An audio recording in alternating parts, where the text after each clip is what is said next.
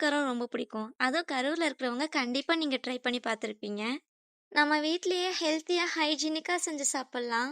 அதுக்கு ஃபர்ஸ்ட்டு கேரட்ட நல்லா திருவி எடுத்துக்கோங்க. 1/2 கேரட் இருந்தா போதும்.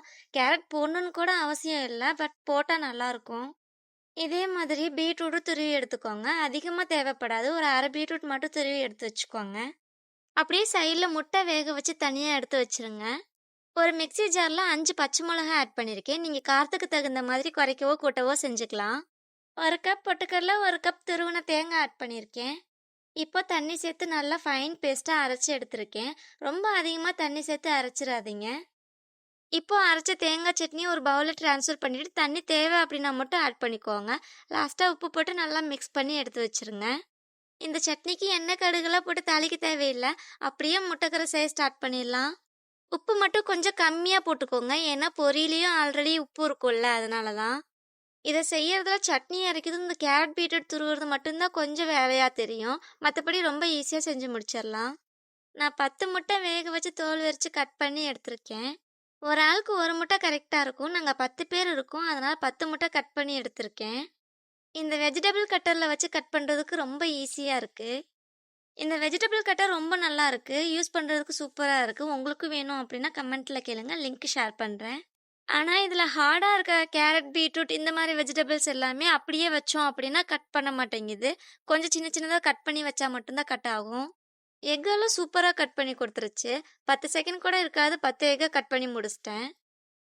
இப்போ முட்டைக்கரை செய்யறதுக்கு என்னென்ன பொருள்லாம் வேணும் அப்படிங்கிறத நான் ஃபுல்லா எக்ஸ்பிளைன் பண்ணிடுறேன். 1 கப் பொரி எடுத்து வச்சிருக்கேன்.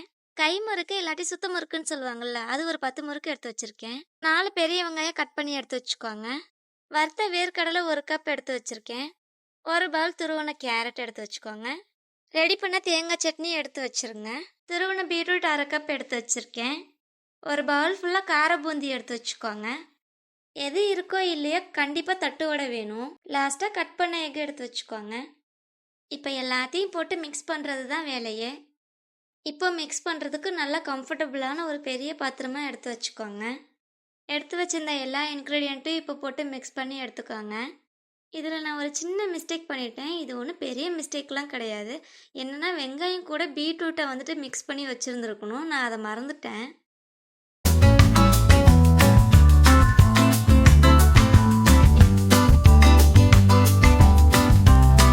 நல்லா மிக்ஸ் பண்ணிவிட்டு ஒரு பிளேட்க்கு ட்ரான்ஸ்ஃபர் பண்ணி எடுத்து வச்சுக்கோங்க. ஃபைனல் டச்சை பெப்பர் மட்டும் லைட்டாக ஸ்ப்ரெட் பண்ணி எடுத்துக்கோங்க.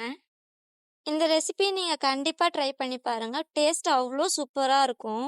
இன்றைக்கி நான் டேஸ்ட் பண்ண போகிறது கிடையாது. எங்கள் வீட்டு குட்டி அப்துல் கலாம் தான் டேஸ்ட் பண்ண போகிறான்.